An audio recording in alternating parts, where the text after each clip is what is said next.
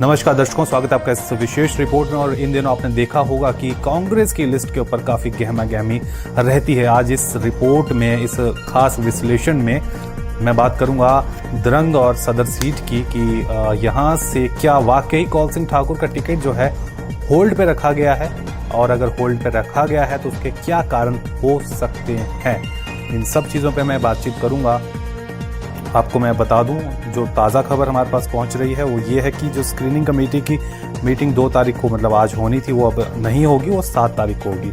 और 7 तारीख को 7 मतलब अक्टूबर को एक डॉकर कहते हैं लोग, डॉकर तैयार करके हाईकमान को भेजा जाएगा, मतलब कि उनके अप्रूवल के लिए। और लास्ट जो स्टैंप होती है आपको पता ही है, सोनिया गांधी, राजीव गांधी और माफ़ कीजिए, सोनिया गांधी, राहुल गांधी और प्रियंका गांधी की रहती है। तो वो 10 तारीख को कह रहे हैं कि उन्हें अब 7 तारीख को जो स्क्रीनिंग होगी उसके बाद 10 तारीख को हाईकमान को जो डॉकर है वो तैयार करके भेजा जाएगा। कहने का मतलब है कि 10 से 15 के बीच में अब लिस्ट का हम अनुमान लगा सकते हैं कि 10 से लेकर 15 अक्टूबर के बीच कांग्रेस की लिस्ट जारी हो सकती है।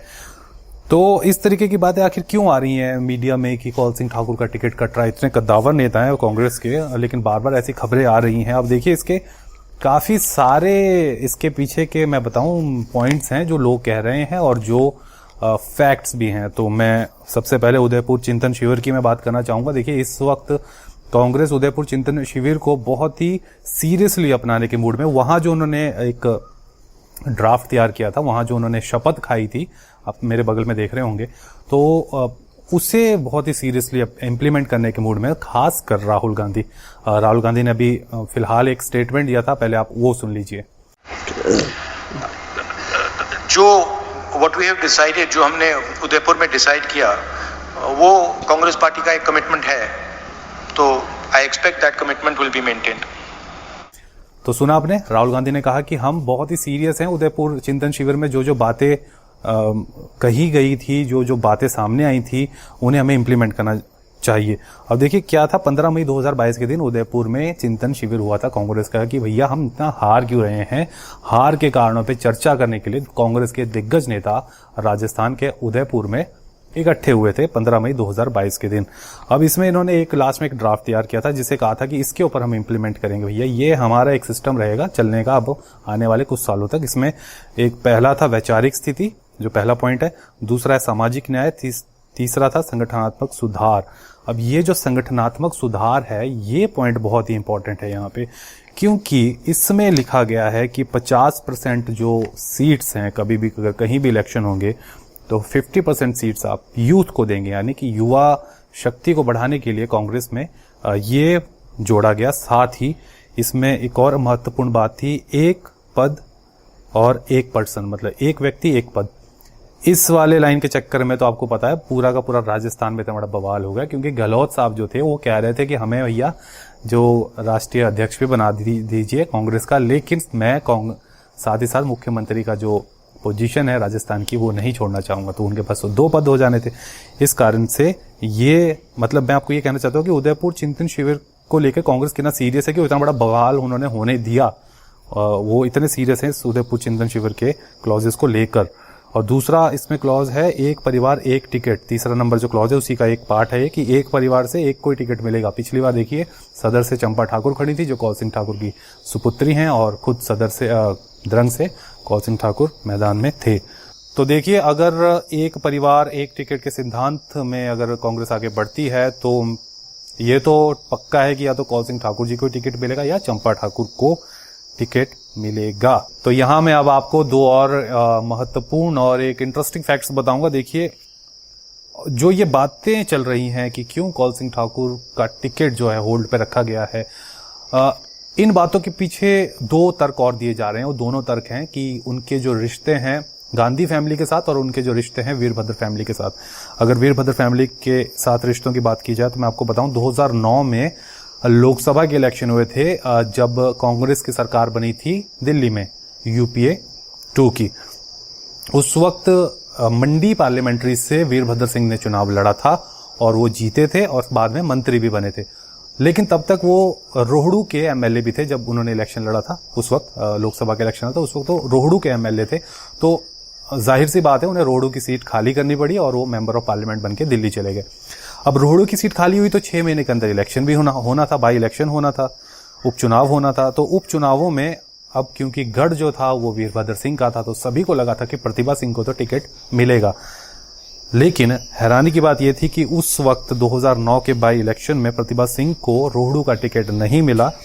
कांग्रेस से मंजीत सिंह को टिकट मिला और बीजेपी से खुशी राम बालनाटा जो थे वो दावेदार, वो कैंडिडेट थे बीजेपी के, और कांग्रेस के मंजीत सिंह।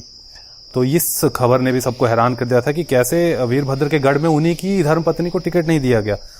और 19,000 वोट मिले थे मंजीत सिंह को, कांग्रेस के थे, और खुशी राम बालनाटा, सोचिए वीरभद्र सिंह के गढ़ में बीजेपी के कैंडिडेट जीते हैं 27,000 वोट लेके। कहते हैं वीरभद्र सिंह ने कहा था अब इसे जिताइए क्योंकि हमारी धर्मपत्नी को टिकट नहीं दिया है। तो और सबसे इंटरेस्टिंग बात है, उस वक्त जो पीसीसी के जो चीफ थे, जो प्रदेश कांग्रेस कमेटी के अध्यक्ष थे, वो कौल सिंह ठाकुर ही थे।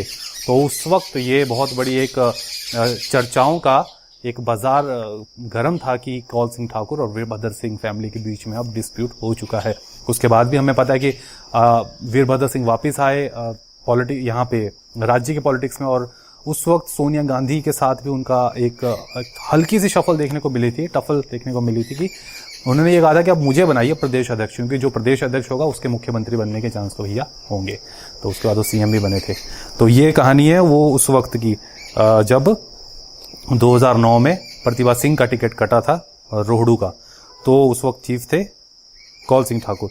लेकिन अब प्रतिभा सिंह अपनी उस पुरानी, अगर उस चीज को उन्होंने याद रखा भी होगा कौल सिंह ठाकुर के साथ, तो उसे वो किस तरीके से हाईकमान के सामने प्रस्तुत करेगी, सोनिया जी के सामने या प्रियंका के सामने, क्योंकि अभी हाल फिलहाल आपने देखा होगा कि प्रतिभा सिंह का एक इंटरव्यू वायरल हुआ था जिसमें उन्होंने सीधे सीधे राहुल गांधी और गांधी फैमिली के ऊपर काफी कुछ कहा था। ये कहा था कि उन्हें थोड़ा समझने की जरूरत है, राहुल गांधी थोड़े उनको बड़ों को सम्मान देना चाहिए, और बहुत कुछ उस पर कहा गया था, जिससे ऐसा कहा जा रहा है कि हाईकमान जो थी वो काफी नाराज है। चलिए अब बात करते हैं गांधी फैमिली के साथ रिलेशंस की, कौल सिंह ठाकुर के।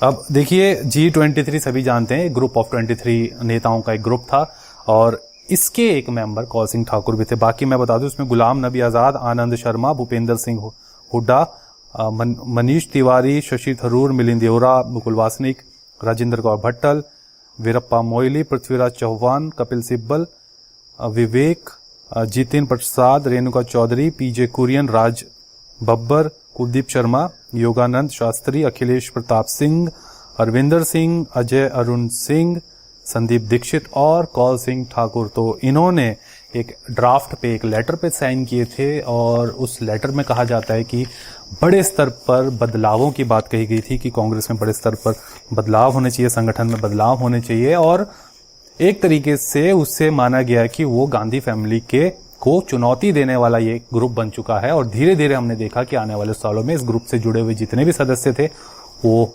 हाशिए पे चले गए। अभी रिसेंट एग्जांपल, बहुत बड़े नेता थे गुलाम नबी आजाद, वो बाहर, उन्होंने कितना कुछ कहा है, सब मीडिया रिपोर्ट्स में है। आनंद शर्मा, उन्होंने भी बहुत कुछ कहा। और दूसरी बात, वो प्रतिभा सिंह की जो मैं बात कह रहा था, प्रतिभा सिंह आनंद शर्मा की भी करीबी मानी जाती है। पीछे उनकी एक मीटिंग थी, तो उसमें आनंद शर्मा को भी प्रतिभा जी ने बुलाया भी था, शिमला में जो एक जनसभा हुई थी। तो देखिए ये सब कारण है जिसके बाद ये कयास लगाए जा रहे हैं कि एक युवा पर दाव खेल सकती है कांग्रेस। ये भी एक बातें चल रही हैं इस वक्त। उदयानंद शर्मा है, वकील हैं पेशे से, और द्रंग से जो 3 लोग जिन्होंने टिकट के लिए अप्लाई किया था, उसमें उदयानंद शर्मा, कौल सिंह ठाकुर और आश्रय शर्मा थे। अब आश्रय शर्मा को तो आपको स्टेटस पता ही है, उनके पिता श्री अनिल शर्मा जो विधायक है भाजपा के, उन्होंने ये कह दिया कि अब हम तो बीजेपी के साथ हो लेंगे। तो उनका फिलहाल ऐसा माना जा रहा है कि उनका अब बहुत ही मुश्किल है उनको टिकट मिलना। तो अब उदयानंद शर्मा जो हैं, अब हमें जो रिपोर्ट मिल रही है सूत्रों के हवाले से, खबरें आ रही हैं, वो दिल्ली में डटे हुए हैं। और ये खबर भी है कि दिल्ली से ही उन्हें ये कहा गया था कि आप एप्लीकेशन भरिए, टिकट के लिए अप्लाई कीजिए। तो वो दिल्ली में डटे हुए हैं और काफ़ी उनकी मीटिंग्स चल रही हैं, और देखना होगा कि क्या एक्चुअल में कांग्रेस जो है वो एक नए चेहरे पे दाव खेलती है और खेलती है तो क्या सफल होती है, क्योंकि द्रंग जो है वो एक पारंपरिक गढ़ रहा है कांग्रेस का, हालांकि पिछली बार वहां से बीजेपी जीती थी। क्या इतना बड़ा रिस्क लेगी कांग्रेस, ये बहुत बड़ा सवाल है। कौल सिंह ठाकुर, हालांकि इतनी सारी जो मैंने आपको वजहें बताई, चाहे G23 में उनका शामिल होना हो, चाहे प्रतिभा सिंह के साथ उनके 2009 की जो एक कड़वाहट है वो हो, उसके बावजूद कौल सिंह ठाकुर का अगर अपना इतिहास देखेंगे तो देखिए भैया 8 बार के एमएलए हैं। 8 कोई कम नहीं होता 8 बार एमएलए बनना। 1977 में पहली बार बने थे, फिर 1982 में बने, फिर 1985 में, फिर 1993 में, 1998 में, 2003 में, 2007 में और 2012 में। 2 बार तो ये प्रदेश कांग्रेस के अध्यक्ष रह चुके हैं। कई बार इन्हें मंत्री पद मिल चुका है और कई बहुत ही इंपॉर्टेंट ओहदों पे ये कांग्रेस के रह चुके हैं। तो क्या इतने सीनियर लीडर को इग्नोर करना, कांग्रेस ये रिस्क क्या ले सकती है?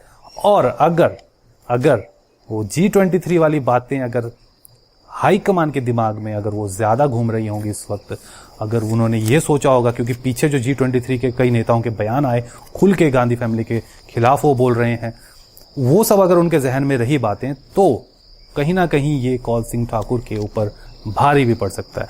लेकिन पूरा इस रिपोर्ट का मेरा मकसद ये था कि एक बात मोटा मोटा ये क्लियर है कि उदयपुर चिंतन शिविर में जो एक पार्टी, एक परिवार, एक टिकट की जो बात कही गई थी वो अप्लाई होता है तो कौल सिंह ठाकुर या संपा ठाकुर में से तो एक को टिकट मिल रहा है, ये बात तो कंफर्म है।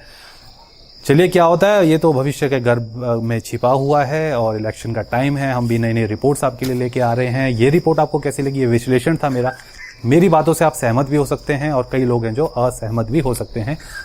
अभिव्यक्ति की आजादी सभी को है, अभिव्यक्त कर सकते हैं आप अपनी भावनाओं को शांतिपूर्ण तरीके से, एक रिस्पेक्टेड तरीके से कमेंट सेक्शन में लिखिए कि क्या लगता है आपको कि इस बार क्या सदर और द्रंग से किसे टिकट मिल सकता है, और क्या G23 जैसी बातें जो हैं वो कांग्रेस हाईकमान के जहन में रहेंगी, या फिर एक लीडर का अपना कद भी उनके सामने मायने रखेगा कि ये लीडर कितने बड़े कद का है और उस हिसाब से उन्हें टिकट दिया जाता है। फिलहाल होल्ड पर है टिकट की लिस्ट। 7 तारीख को स्क्रीनिंग कमेटी की बैठक होनी है, अब जो 2 तारीख को थी। 10 को ये लोग पूरा अपना जो लिस्ट तैयार होगी वो हाईकमान की स्टैंप के लिए भेजी जाएगी आगे। अंतिम गांठ छांट वहीं से होगी और 10 से 15 के बीच में हमें ये मालूम चल सकता है कि आखिर कौन है कांग्रेस के कैंडिडेट्स। तो भैया हमारा चैनल लाइक कीजिए, अगर आप इसको फेसबुक के ऊपर देख रहे हैं, फॉलो कर रहे हैं तो फेसबुक पे फॉलो कीजिए, लाइक कीजिए, और अगर यूट्यूब पे देख रहे हैं तो उसे सब्सक्राइब करना ना भूलें। और ज़रूर बताइएगा कैसी लगी आपको ये रिपोर्ट, ताकि हम इस प्रकार की रोचक रिपोर्ट्स आगे भी लाते जाएं, और कौन से और विश्लेषण अगर आप चाहते हैं हमसे तो हम उसके ऊपर भी इस प्रकार की रिपोर्ट बनाने की कोशिश करेंगे। बहुत बहुत शुक्रिया इस रिपोर्ट को देखने के लिए। मुकेश सिंह ठाकुर को दीजिए इजाजत, नमस्कार। फेसबुक पर पोल स्टार हिमाचल का पेज लाइक करें और यूट्यूब पर हमारा चैनल सब्सक्राइब करना ना भूलें।